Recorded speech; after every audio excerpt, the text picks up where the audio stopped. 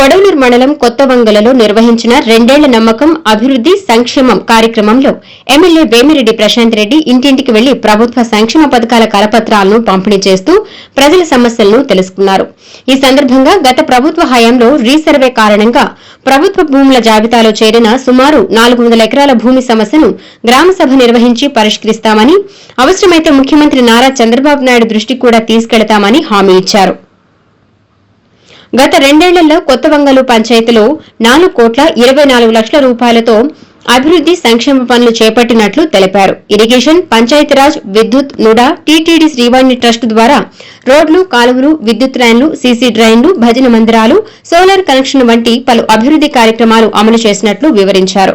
గ్రామ తాగునీటి సమస్యకు శాశ్వత పరిష్కారంగా డీఎంఎఫ్, జలజీవన్ మిషన్, ఎస్డీఎస్ గ్రాంట్ల ద్వారా మొత్తం 1,34,00,000 రూపాయలతో తాగునీటి ప్రాజెక్టు అమలు చేస్తున్నట్లు తెలిపారు. అలాగే ప్రభుత్వ పాఠశాల అభివృద్దికి సీఎస్ఆర్ నిధులతో 10 లక్షల రూపాయలు కేటాయిస్తామని హామీ ఇచ్చారు.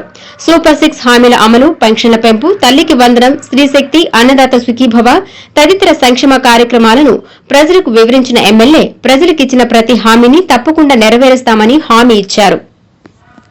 నమ్మకం సంక్షేమం అభివృద్ధి కింద ఇంటింటికి తిరిగి మన ముఖ్యమంత్రి చంద్రబాబు నాయుడు గారు ఎలక్షన్ ముందు ఏం చెప్పారో ఎలక్షన్ అయిపోయిన తర్వాత అవి మనం చేశామా లేదా,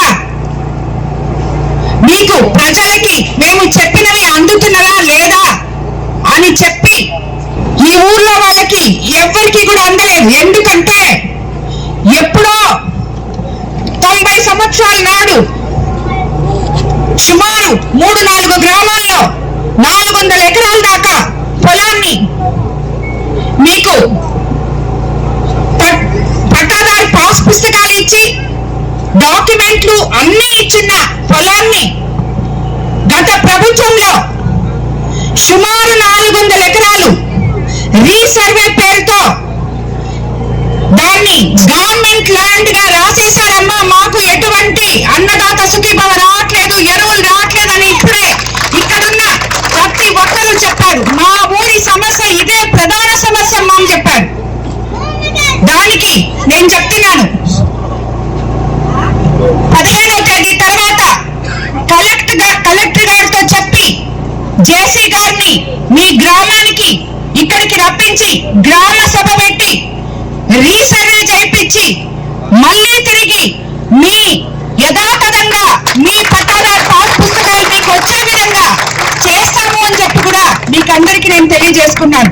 అవసరమైతే ముఖ్యమంత్రి గారితో మాట్లాడి ఇది వీళ్ళకి ఇంతకు ముందు ఇలా వస్తున్నప్పుడు ఈ వైసీపీ ప్రభుత్వంలో వాళ్ళ పొలం అంతా కూడా ప్రభుత్వ భూమి కింద రీసర్వేలో వేసేశారు, దాన్ని తిరిగి ఈరోజు మార్చాలి అని చెప్పి అడిగి మీకందరికీ కూడా నేను చెప్పిన విధంగా చేస్తానని మీకు అందరికీ నేను తెలియజేసుకుంటాను. కొత్తవంగల్ పంచాయతీలోనే ఇరిగేషన్ పనులు సుమారు 1,16,95,000 పెట్టడం జరిగింది. ఆర్డబ్ల్యూసీ శాఖ ఇది అత్యంత ముఖ్యమైన శాఖ. కొత్తవంగళ్లకు నేను ఎలక్షన్ క్యాంపెయినింగ్ వచ్చినప్పుడు ఇక్కడ ప్రతి ఒక్కరూ నన్ను కోరిన కోరిక, అమ్మ మాకు తాగడానికి నీళ్లు లేవు, ఈ రోజు వస్తే మళ్ళీ 2 రోజులకో లేదు పక్క రోజు సాయంత్రానికో వస్తాయి నీళ్లు, మాకు తాగడానికి నీళ్లు లేవు అని చెప్పి చెప్పడం జరిగింది.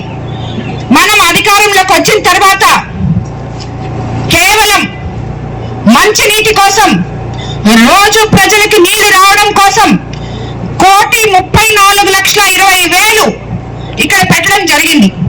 అందులో భాగంగానే ఈ రోజు మనం డిఎంఎఫ్ గ్రాంట్ 25 లక్షలు, జల్ జీవన్ మిషన్ ద్వారా 31 లక్షలు, మొత్తం 30,80,000 మొత్తం 56,80,000తో తాగునీటి పనులు ప్రారంభించుకున్నాం ఈ రోజు.